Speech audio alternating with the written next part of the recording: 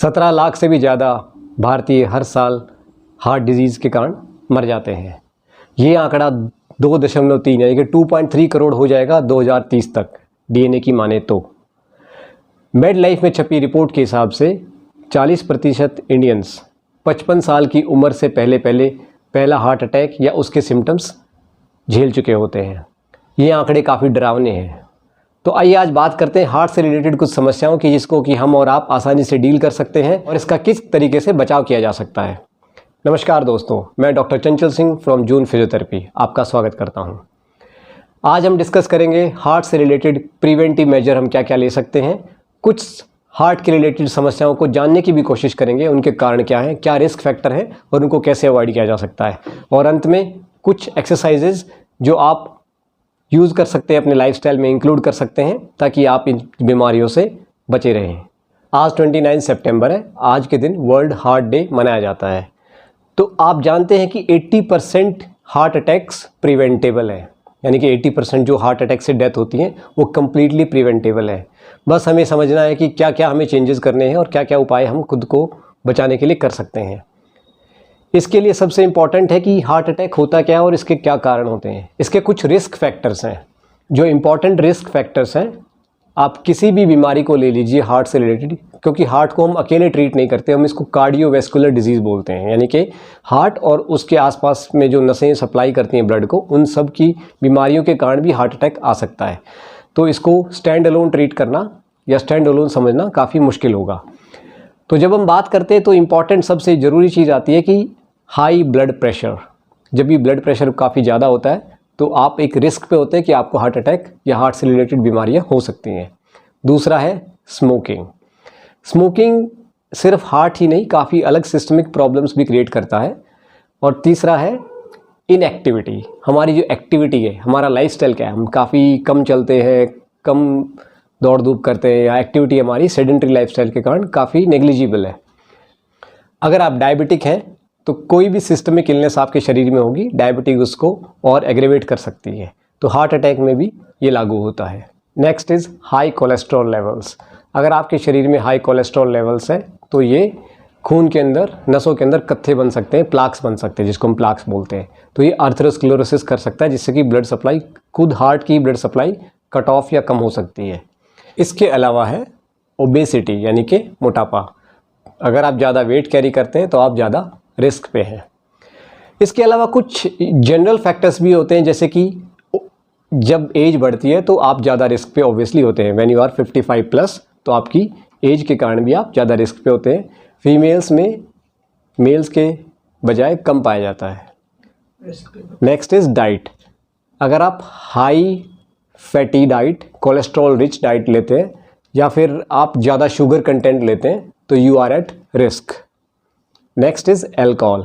Excessive alcohol consumption, इससे क्या होता है कि आपका ब्लड प्रेशर और कोलेस्ट्रॉल लेवल बढ़ने के चांसेस होते हैं और वेट गेन के चांसेस भी होते हैं। तो ये भी एक अदर रिस्क फैक्टर है जो कि हम अवॉइड कर सकते हैं।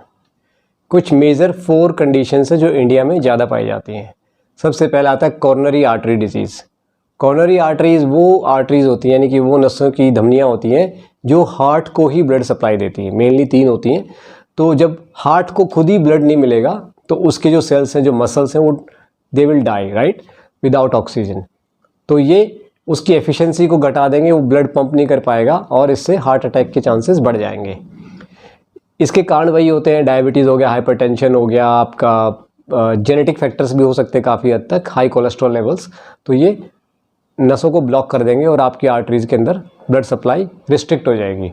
अगला है कार्डियोमायोपैथी, यानी कि हार्ट एक मसल है, अगर उसकी मायोपैथी होगी, उसके अंदर कोई प्रॉब्लम होगी, मसल्स की कोई डिजीज़ होगी, जैसे कि हाइपरट्रॉफी हो जाता है कि हार्ट की मसल्स हाइपरट्रॉफी हो जाती है कि बड़ी हो जाती है, बट वो उसकी कॉन्ट्रैक्टिबिलिटी घट जाती है, या फिर वो डायलेट हो जाए, प्रॉपरली कॉन्ट्रैक्शन ना करे, तो वो ब्लड पंप नहीं कर पाएगा जितना कि रिक्वायरमेंट है बॉडी को। इसके अलावा जो ज़्यादा पाया जाता है वो है वॉल्वुलर हार्ट डिजीज़। ये काफ़ी कॉमन है इंडिया में। इसका एक कारण है कि इंडिया में रूमेटिक फीवर काफ़ी कॉमन है, जो कि स्ट्रेप्टोकोकल बैक्टीरिया के कारण होता है। ये इनिशियली तो 5 और 15 ईयर्स की एज के बच्चों में हो जाता है, लेकिन इसकी मैनिफेस्टेशन, यानी कि इसके जो असर हैं वॉल के ऊपर धीरे धीरे पड़ते हैं, तो इसको 20 से 25 साल लग जाते हैं। तो जब तक कि आपको डायग्नोज होती है आप 30 या 40 साल की उम्र के हो चुके होते हैं। इसका मेजर रीज़न होता है कि मिट्रल वॉल्व, एक वॉल्व होता है हमारे वेंट्रिकल के अंदर जो कि लेफ्ट हार्ट में होता है, तो उसको ज़्यादा इम्पैक्ट करता है। तो ये रूमेटिक फीवर के कारण वल्वुलर हार्ट डिजीज़ काफ़ी कॉमन है। इसके अलावा अलग 3 वॉल और है, तो इनमें से किसी भी हार्ट कि किसी भी वॉल में रीगर्जिटेशन हो, यानी कि वो लूज बंद हो ताकि उसके ब्लड लीक हो रहा हो वापस और वो प्रॉपरली पुश ना हो रहा हो, तो इसके कारण भी काफ़ी हार्ट फेलियर के कारण आपको हार्ट अटैक आ सकते हैं।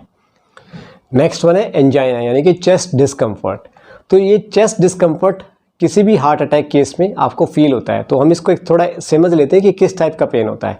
ये क्रशिंग पेन होता है, जो आपको पेशेंट बताएगा काफ़ी क्रशिंग पेन होता है, और इसके कारण टाइट प्रेशर फील होता है चेस्ट के ऊपर। Somebody is like sitting on your chest, people से कि भारी लग रहा है, मुझे चेस्ट पे काफ़ी बोझ लग रहा है। कभी कभी ये डल एक भी हो सकता है, और फुलनेस मतलब कि भरा भरा भारी भारी शरीर लगता है उससे। इसका जो पेन है वो यूजुअली लेफ़्ट साइड आर्म में आ सकता है, जॉ में आ सकता है, अपर चेस्ट में फैल सकता है, दोनों हाथों में, और कभी कभी किसी किसी केस में ये एब्डोमिनल या बैक में भी हो सकता है।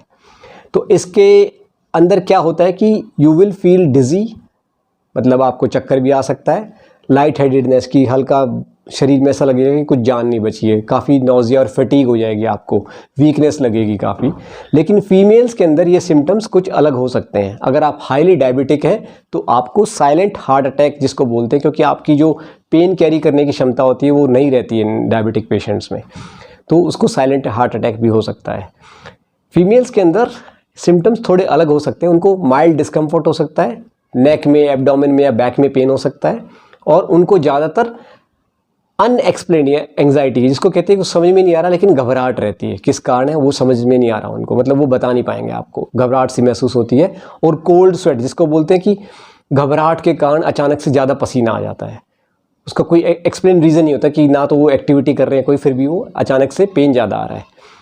एंजाइना का पेन जब शुरू में आता है तो आपको थोड़ा एक्सर्शन के कारण ज़्यादा महसूस होता है, वो रेस्ट के कारण वो चला भी जाता है।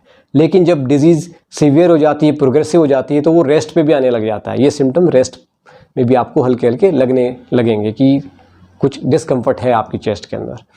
तो अगर इनमें से कोई भी सिम्टम्स है तो मेक श्योर कि आप डॉक्टर के पास जाएं और इसका प्रॉपर डायग्नोसिस के लिए ईसीजी, एकोकार्डियोग्राम, जो भी टेस्ट है, ब्लड टेस्ट होते हैं जिसमें कि कुछ एंजाइम मार्कर्स आते हैं, आप उनको स्टडी कर सकते हैं और इसका पता लगाया जा सकता है। आजकल काफ़ी एडवांस्ड मेडिकल ट्रीटमेंट अवेलेबल है।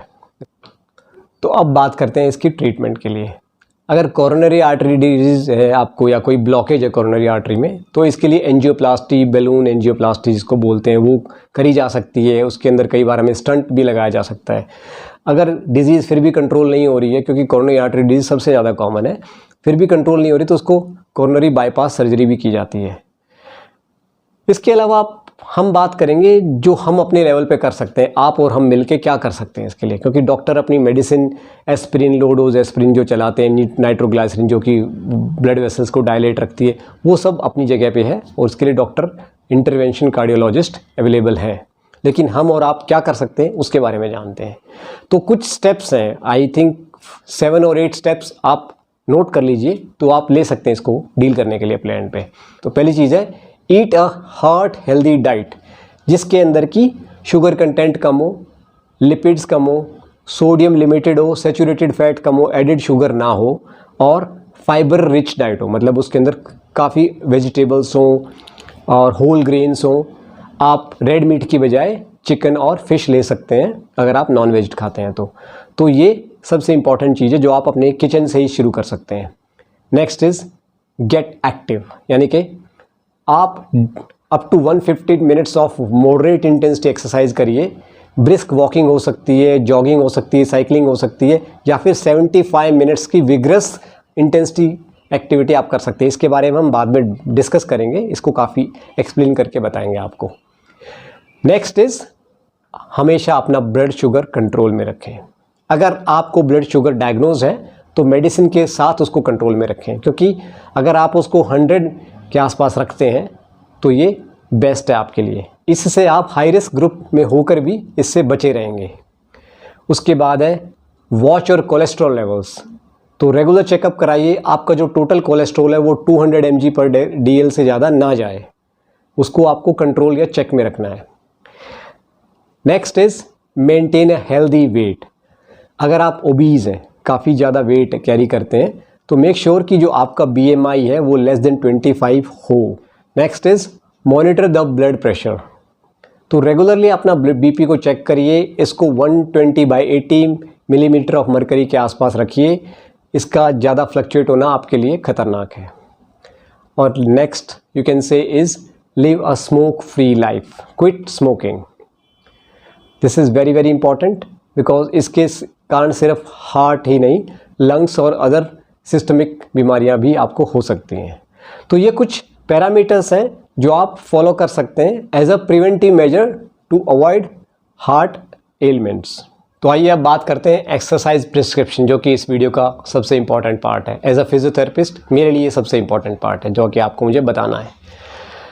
तो काफ़ी टाइम लोग मुझसे पूछते हैं चंचल मेरे पास टाइम नहीं है, मुझे मिनिमम एक्सरसाइज बताओ कि मैं कितनी कर सकता हूँ ताकि मैं हेल्दी रहूँ। तो इसके लिए मैं अमेरिकन हार्ट एसोसिएशन की रिकमेंडेशन को ही आपको बताना चाहूँगा, जिसमें कि वो रिकमेंड करते हैं कि मॉडरेट इंटेंसिटी एक्सरसाइजेज आप करिए, जिसमें कि आप आधे घंटे तक यानी 30 minutes 5 times a week exercise करेंगे। तो टोटल मिला के ये 150 मिनट्स पर वीक बन जाएगा। अगर आप इसको विग्रेस एक्सरसाइज में इंक्लूड करना चाहते हैं तो 25 minutes of vigorous exercise 3 times a week, तो ये टोटल 75 मिनट्स पर वीक बनेगा। तो आप चूज़ कर सकते हैं moderate intensity 150 minutes per week, vigorous intensity 75 minutes per week.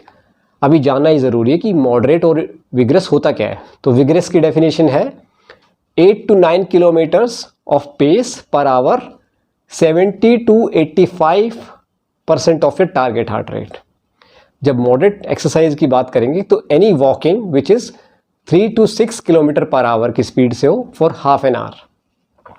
Scientific calculation के हिसाब से आपका टारगेट हार्ट रेट होता है 220 माइनस योर एज। अभी कैसे कैलकुलेट है उसकी डेप्थ में हम नहीं जाएंगे। तो 220 minus your age, suppose your age is 40 years, 220 minus 40 is 180।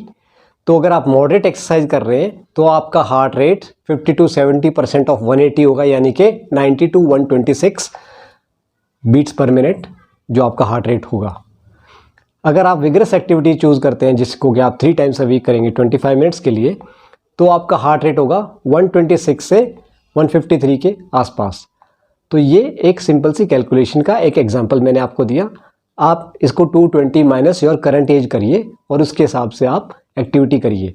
Heart rate monitor करने के लिए आजकल काफ़ी डिवाइसेस है, जिसको कि आप हाथ के ऊपर बांध के, स्मार्ट वॉच है या फिर टेलीमेट्रिक डिवाइसेस आते हैं, वो आप यूज़ कर सकते हैं, या काफ़ी सारी अदर एप्लीकेशंस भी आप यूज़ कर सकते हैं। तो ये हमने जाना कि scientific way of doing exercises, जिससे कि आप इस बीमारियों से बच सकते हैं। इसके अलावा आप एक्टिव रहिए, जहाँ पे आपको एलिवेटर होता है वो यूज़ ना करके, लिफ्ट यूज़ ना करके वॉक करना प्रेफर करें, स्टेयर क्लाइंबिंग प्रेफर करें। अगर आप कहीं पे कॉर्पोरेट जॉब में हैं तो लंच टाइम में 10 मिनट्स का वॉक ज़रूर लें। हार्ट एक मसल है और जब आप इसको स्ट्रॉन्ग बनाएंगे तो आपका रेस्टिंग हार्ट रेट नीचे रहेगा, यानी कि आपकी हार्ट की स्ट्रोक वॉल्यूम, एक efficiency to pump the blood in one stroke will increase. इससे क्या होगा, आपकी एरोबिक कैपेसिटी बढ़ जाएगी, इससे आपकी बॉडीज़ की एबिलिटी बढ़ जाएगी ऑक्सीजन को कैरी करने की। आपकी फटीग आपको कम महसूस होगी, एक्टिविटीज़ ऑफ डेली लिविंग है जब आप करेंगे आपको, तो वो फटीग लेवल आपके घट जाएंगे और आपकी वेस्कुलर वॉल फंक्शन भी काफ़ी बढ़ेगा, क्योंकि आपकी जो ब्लड वेसल्स हैं उनके जो वॉल फंक्शंस हैं वो भी काफ़ी अच्छे रहेंगे। आई होप आपको ये वीडियो ज़रूर पसंद आई होगी, आप इसका पूरा लाभ उठाएंगे, औरों के साथ भी शेयर करेंगे। इस वीडियो को लाने का एक मात्र मकसद ये है कि आप प्रिवेंटिव हेल्थ केयर में कैसे आगे बढ़ सकते हैं। जानकारी ही बचाव है, ये नॉलेज की एज है। आप इसको जितना ज़्यादा शेयर करेंगे और इसके ऊपर जितना अमल करेंगे उतना इससे आपको फ़ायदा होगा। हमारे चैनल को लाइक, शेयर और सब्सक्राइब ज़रूर करें। फीडबैक के लिए कमेंट करें। Thank you for watching this video.